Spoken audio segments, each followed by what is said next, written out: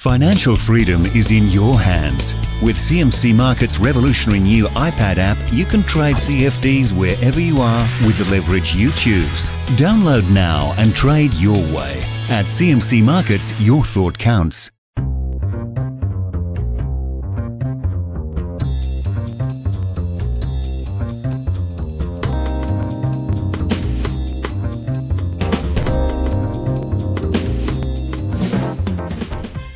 Naomi, you started with all the right companies, Apple, KPMG, IBM. Why didn't you stay in the corporate life?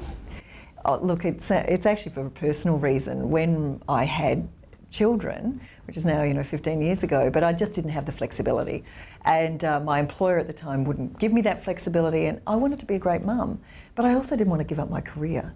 So it's like, how can I be a great marketer, still do something that's worthwhile and valuable, not give up all these skills from all these fabulous places, but also to be with my children. And at the time, the workplace didn't offer me that level of flexibility. So I started my own show. Do you think the companies have changed since then?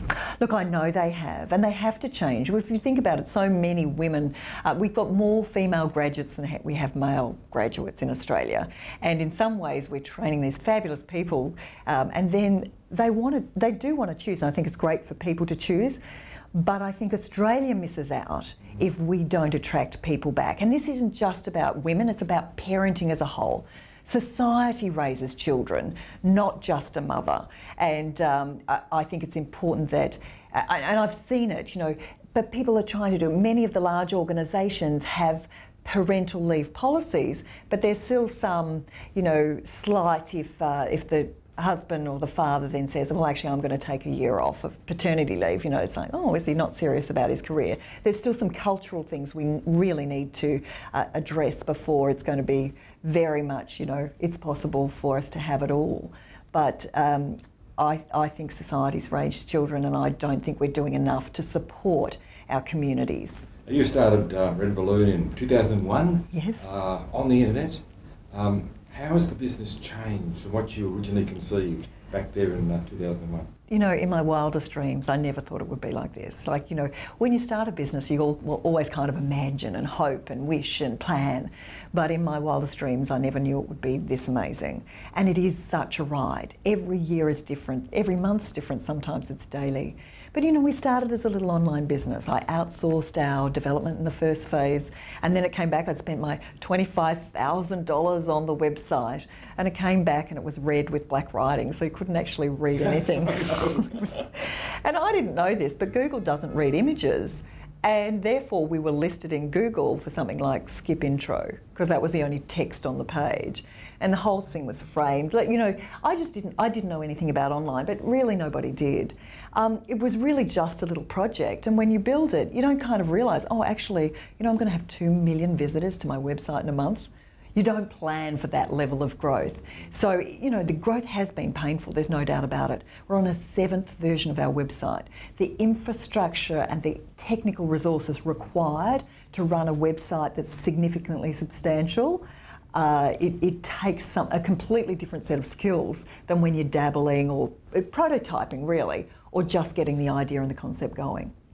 So, in terms of the websites, you've got to actually look at it quite differently, haven't you? You actually must be very flexible.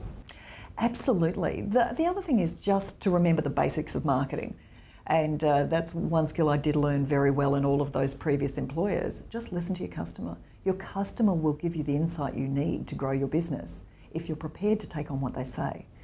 So listening and responding, listening and responding. So the very first customer that we had at Red Balloon, it was actually order number 14, because I'd done 13 before to see if the website worked, and order number 14 comes through, and I call myself Chief Experience Officer because I'm accountable for how people experience the business. And so I pick up the phone and I said, hello, my name's Naomi Simson.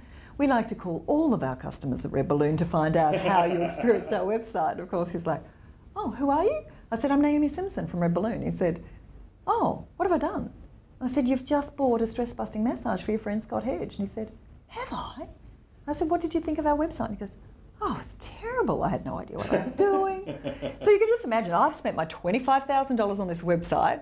I'm in partnership with my husband.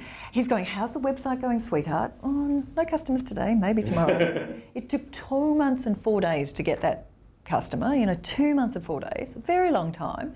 Every day my husband would come home and say, how's it going? And I go, No customers. No customers. And, we made that first sale. And it was funny because Peter came home and he said, oh, darling, I've made a sale. It's fabulous. And I said, oh, really, what did you sell? And I said, $99 stress busting mesh. And I go, oh, total margin, $9. Getting rich now, sweetheart.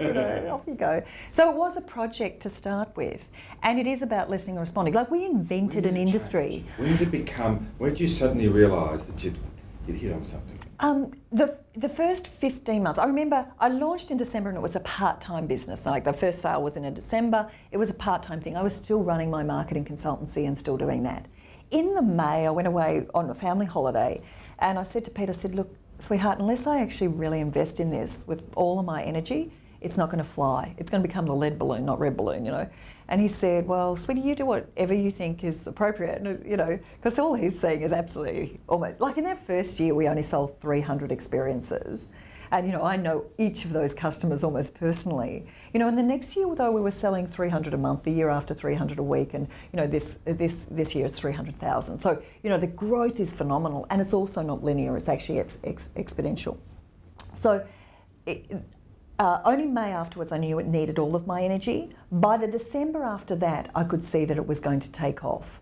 And it's kind of interesting that, now what I sold in the whole year, we sell in, half a day. So it's fascinating. The thing is, lots of people said to me, what a fabulous idea, that's really great, including my family and friends. Oh, that's a lovely idea, Naomi. But nobody bought. It actually took about 4 years before we got to a significant enough volume. And it was almost like people wait and see. That's a nice idea, but is it true? Can we trust them? Is it real? And trust is critical in the growth of any business. What happens in this experience business? Why are people suddenly buying a whole lot of experiences? It's interesting because I think there's a cultural shift. A lot of conversation about the planet, a lot of conversation about we've got enough stuff. There's been television programs about where does stuff go to or come from. And there's also the fundamental of why are people happy? Now, we're happiest when we're experiencing something with those people who are important to us. And we just believe that people need time together and fun times.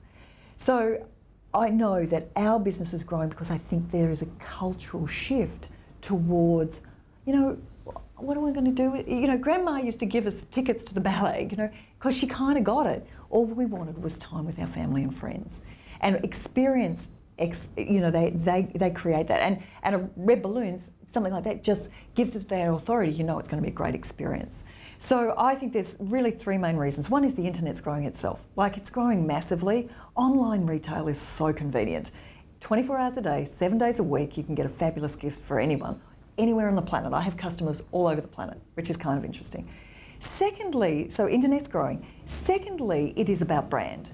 Have I seen them before? Who are they? Oh yeah, I can trust them. I believe in them. I know what they stand for. Thirdly is the whole area of trust. And actually, if there's a fourth one, it is to do with corporations, because corporations are looking at how they differentiate themselves, how they engage their people, and there is definitely, we can only pay people so much, and that becomes almost table stakes. People need to be well paid. But how do I differentiate myself and acknowledge and thank people for their contribution? Especially in tough times when salaries and bonuses may not be paid, I want to make you still, you still worked hard. I'm going to give you a red balloon gift. How big is this corporate reward for employees' business? It's very significant for us. It's not. We have a big online business for consumers. We have a retail business, but it's sort of it. I would say our online consumer business is the biggest piece, but then this is a good third of the business. And also, many corporations just buy online, and I don't realise that they're corporates buying, by the way, because they just come anytime. But in terms of those organisations we have about 2,000 corporate customers who are buying from us regularly to either reward, recognise or incentivise people within their organisations. And they find ways of using us that we never ever could have imagined. What have you learned about the experiences? What's the experiences that are the most popular? You know, it's funny, we have a team of 5 just dedicated to experiences, and that's because they change seasonally, they change geographically, and also, you know, for instance, cooking experiences are fabulous at the moment. Everyone wants to learn to cook. And then we go through other phases. When we first started, we had kite surfing. I don't think we even list kite surfing now. So things go through fads and fashions, and in any given month we publish 50 new experiences. But also in our overall range, we sell 80% of our range in every given month. In other words, it's not going to be there if people aren't buying it. We're seeing a tremendous move by SMEs to use the internet in all parts of their business. What advice would you give them? Look, it actually just makes logical sense. And it's not just e-commerce. Like, I work in the area of e-commerce, but also in the area of processes. So at Red Balloon, when you look at, well, we started as a team of generalists. You know, the people who came around me were people who were passionate about gifting and had general skills, but then at some point you need specialists. But how do we choose which specialist do we recruit first? Do we recruit a search person, or what about a database analyst? Or when do we get, you know, a customer experience executive who's worked with customers a lot? And the thing that we do is look at what people love in their job and what people loathe in their job. And when we look at what people loathe, can we invent something with technology rather than just throwing another person at it? So when you don't have money, when you don't have resources, it can really drive innovation. I'll give you an example. My husband is an accountant, and when I started, and then all of a sudden I was having to pay suppliers, and you know, lots was going on, and I didn't think about all the processes that I would need. So I have 900 suppliers, and Pete said, "Look, I don't mind helping you out, but sweetheart, I don't do checks." And I was like, "Oh, okay, darling." And he said, "Really, the bank has a system. We have a system. Surely we can just get them to talk." So off he goes, talks to the bank. They have an API. We did a little bit of development. It takes us less than 5 minutes to pay 900 suppliers every week.